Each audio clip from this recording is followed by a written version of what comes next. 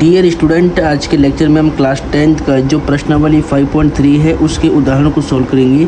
अध्याय 5 समांतर श्रेणी एपी अर्थमेटिक प्रोग्रेशन है। ठीक है, तो देखिए इसमें जो प्रश्नावली 5.3 है उसके जितने भी एग्जाम्पल हैं, ठीक है, इस प्रश्नावली के जितने भी एग्जाम्पल 11, 12, 13, 14 जितने भी एग्जाम्पल हैं, सारे एग्जाम्पल को हम आज के लेक्चर में सॉल्व करेंगे। तो लेक्चर को ध्यान से देखिए आप।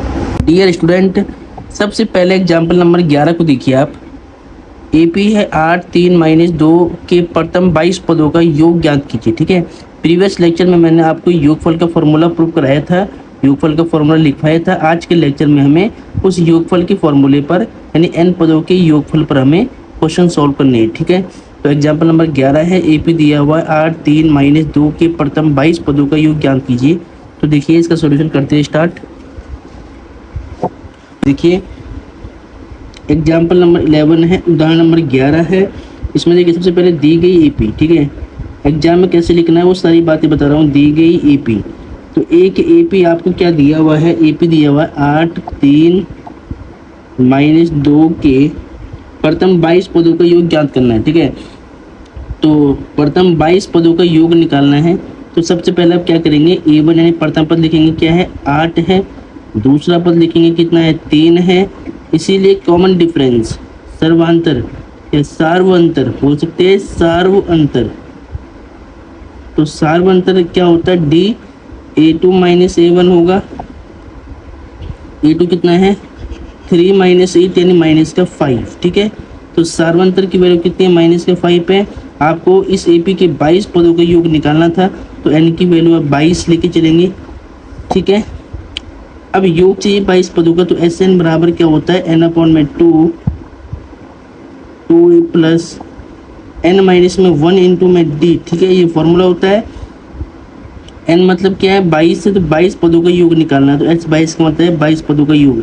n की वैल्यू 22/2 2 इंटू ए की वैल्यू कितनी है a1, a के बराबर होता है a 8 है, प्लस n - 1, n की वैल्यू कितनी है, n की वैल्यू 22 माइनस में 1 इंटू में डी की वैल्यू कितनी है -5 है। ठीक है, अब इसको सॉल्व करेंगे तो s 22 इक्वल टू 2 से काटो 11 बार कटेगा, 8 दूनी 16, 22 में से 1 घटाओ तो कितना हुआ 21 गुणा में -5। ठीक है, तो s 22 इक्वल टू 11 गुणा में कितना होगा 16 प्लस माइनस 21 पंजे 105, तो s 22 इक्वल टू 11 गुणा 105 में 16 काटो। ठीक है, 105 में से 16 घटाना है तो 10, तो 15 में से 6 जाएगा तो 9 बचेगा। ठीक है, यहाँ पे 9 में से 8 बचेगा, तो माइनस का 89।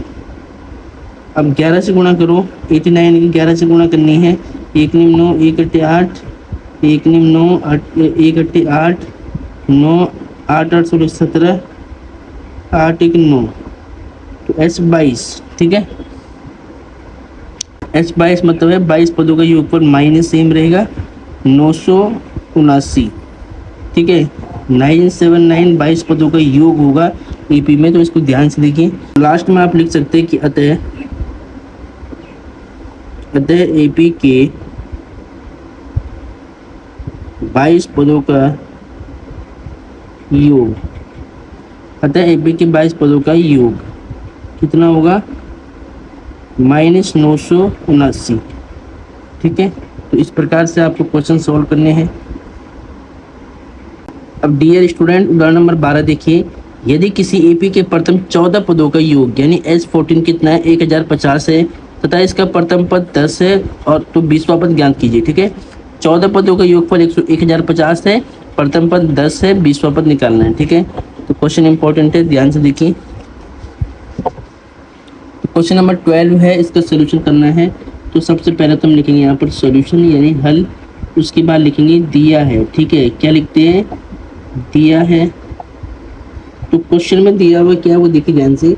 यदि किसी एपी के प्रथम 14 पदों का योगफल यानी प्रथम 14 पदों का योगफल लिखेंगे S14। ठीक है, कितना है 1050 है, इसका प्रथम पद a है, प्रथम पद 1 कितना 10 है, तो 20वां पद ज्ञात करना है A20 क्वेश्चन मार्क।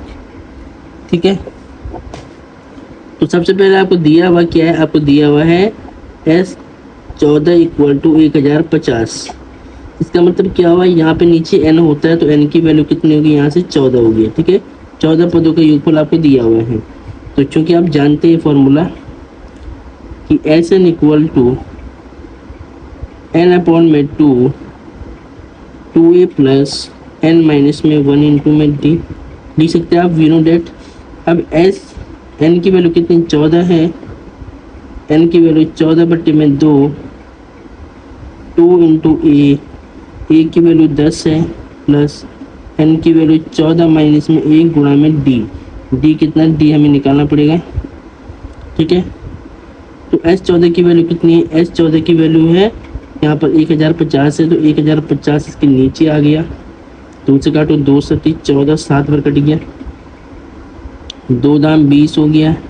14 में से 1 घटाओ कितना हो, 13 होगा, 13d। ठीक है, अब देखिए 7 से कट हो जाएगा, 7 1 7, 7 1 जा कितना होगा, 7 कितना बचेगा, 3 बचेगा, 35, 7 5 जा 7 5 35 हो जाएगा, 0 की 0। ठीक है, तो 150 इक्वल टू 20 प्लस में 13d। ठीक है, तो यहाँ पर 150 माइनस में 20 इधर आएगा इक्वल टू 13d बचेगा। ठीक है, इसको माइनस करो, 150 में से 20 काटो तो 130 बचेगा। ठीक है, इक्वल टू 13d और d की वैल्यू कितनी होगी, 130 के बटे में आएगा इधर से 13, तो 13 कम 13 10, तो d की वैल्यू कितनी हो रही है, 10 हो रही है। तो d का मान कितना है, 10 है। तो a का मान आपके पास है, d का मान आपके पास है, आपको निकालना है 20वां पद। तो इसीलिए 20वां पद, तो 20वें पद को आप लिखेंगे a20। तो इसका फॉर्मूला क्या होगा, a प्लस में 19d, 1d कम होता है। ठीक है, मैंने प्रीवियस लेक्चर में बताया था। तो a की वैल्यू कितनी है, 10 है, प्लस में 19 गुणा d की वैल्यू कितनी है, d की वैल्यू भी 10 है, d की वैल्यू भी 10 है। तो कितना होगा, 10 प्लस में 190 हो जाएगा, ये 19 में 190, 19 में 190 0, कितना होगा, 200 हो जाएगा। ठीक है, तो अतः आप लिखने लास्ट में, अतः 20वां पद कितना है, 200 है। ठीक है, तो डियर स्टूडेंट ऐसे आपको सॉल्व करना। तो एग्जाम्पल 12 हमने सॉल्व किया। अब डियर स्टूडेंट एग्जाम्पल नंबर 12 आपने सॉल्व कर लिया है। एग्जाम्पल 13 को ध्यान से देखिए। तो एग्जाम्पल 13 आपको यहाँ पे दिख रहा होगा कि AP 24 21 18 के कितने पद लिए जाए, यानी पदों की संख्या बतानी है, कितने पद लिए जाए ताकि उनका योग 78 हो, यानी उनका सम कितना हो, 78 हो। ठीक है, तो क्वेश्चन इंपॉर्टेंट है, ध्यान से देखिए। तो क्वेश्चन नंबर एग्जाम्पल 13 है। ठीक है, दी गई AP, तो AP आपको क्या दिया है, AP दिया हुआ है 24 21 18, बोला है 24 21 18 के कितने पद लिए जाए ताकि उनका योग 78 हो। तो हम यहाँ पे लिखेंगे, माना पदों की संख्या बराबर n, तो हमें n पद लेने चाहिए। तो अगर हमें n पद लेने चाहिए तो उनका सम कितना होना चाहिए, उनका सम 78 होगा, तो उनका सम 78 हो। अब क्या करेंगे, यहाँ पर हम A1 निकालेंगे, प्रथम पद कितना है, 24 है। A2 निकालेंगे, दूसरा पद कितना है, 21 है। इसीलिए स्टार 1 तक D निकालेंगे तो कितना होता है, A2 माइनस में A1 फॉर्मूला होता है। A2 कितना है, 21, A1 कितना है 24 माइनस 21 तो माइनस का 3 होगा। ठीक है, अब वी नो डेट, थोड़ा सा आपको इंग्लिश में लिखनी होती है, वी नो डेट लिख सकते हैं आप, इससे अच्छा इंप्रेशन पड़ता है। तो हम जानते हैं कि SN का फॉर्मूला होता है n अपॉन में 2a plus n minus 1 into में d। ठीक है, ये फॉर्मूला होता है SN, n की वैल्यू नहीं है, n की वैल्यू कितनी है नहीं पता है, अपॉन में 2 निकालनी है, 2a की वैल्यू कितनी है, प्रथम पर 24 है a, प्लस में n नहीं पता है, माइनस में 1 इंटू d की वैल्यू कितनी है, माइनस का 3 है।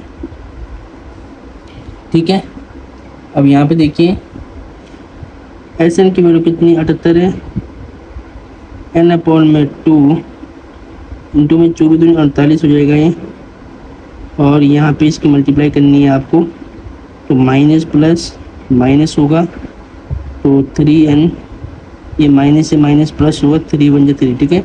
3 की ब्रैकेट से मल्टीप्लाई कर दी, 780 इक्वल टू n/2, इसको ऐड करो, 48 प्लस 3 कितना होगा 51 माइनस में 3n, ठीक है। अब इससे क्रॉस मल्टीप्लाई करोगे तो 2 का 78 में गुणा होगा तो कितना होगा, और इसके अंदर मल्टीप्लाई करना है तो n यानी 51n माइनस में 3n स्क्वायर, साइड चेंज कर रहा हूँ, इसका मल्टीप्लाई करके पहले लिख दिया है, 78 का 2 से मल्टीप्लाई करना है तो 2 8 जा 16 का 6, 1 कैरी, 2 7 जा 14 15, 156। तो यहाँ से कितना हो गया -3n मानक रूप में लिखना है, ठीक है। तो मानक रूप में क्या होगा, पहले n स्क्वायर फिर प्लस में 51n, ये इधर आएगा तो माइनस का 156 इक्वल टू 0। अब देखिए पूरी समीकरण 3 से भाग हो जाएगी, भाग कर दो, -3 से भाग कर दो तो कितना होगा, प्लस का n स्क्वायर बचेगा, ये माइनस का 3 कम 3 3 7 21, 17n बचेगा, और ये 3 5 15, 3 दूनी 6, 52 इक्वल टू 0, ठीक है। ओके, तो जैसे यहाँ पे माइनस से मल्टीप्लाई कर रहे थे हम, तो -3 से तो ये माइनस में प्लस होगा, ठीक है। अब इसके ऐसे फैक्टर निकालिए कि प्लस करके तो कितना मिले 17 मिले, इंटू करके 52 मिले, तो कितना हुआ 13 चौक 52 होगा, 13 प्लस में 4 कितना हुआ 17 होगा, इंटू में n प्लस में 52 इक्वल टू 0, तो n स्क्वायर माइनस में कितना हुआ 13n, माइनस प्लस माइनस में 4n प्लस में 52 इक्वल टू 0। इन दोनों में कॉमन किया, n कॉमन लिया तो n माइनस में 13 बचा, और इन दोनों में माइनस का 4 कॉमन लिया तो n माइनस में 13 बचा इक्वल टू 0, ठीक है। इसके बाद ऊपर देखिए यहाँ पर, इसके बाद देखिए यहाँ पर n माइनस 13 दोनों में कॉमन है, n माइनस में 13 और n माइनस में 4 और n माइनस में 4 लिखेंगे अलग ब्रैकेट में, n माइनस 4 इक्वल टू 0। तो यहाँ पर n की वैल्यू एक तो प्लस का 13 आ गया, एक n की वैल्यू प्लस का 4 आ गया, तो अतः पदों की संख्या, ठीक है। अगर 4 पद लेंगे तो संख्या बड़ी होगी, अगर 13 पद लेंगे तो संख्या छोटी होगी। तो n की वैल्यू ये तो 13 होगी, फिर 4 होगी, ठीक है। ये आपका आंसर है। तो डियर स्टूडेंट, ऐसे आपको सॉल्व करना था। तो आज के लेक्चर में हमने तीनों एग्जाम्पल सॉल्व किए हैं। नेक्स्ट लेक्चर में हम एग्जाम्पल नंबर 15 को प्रोसीड करेंगे।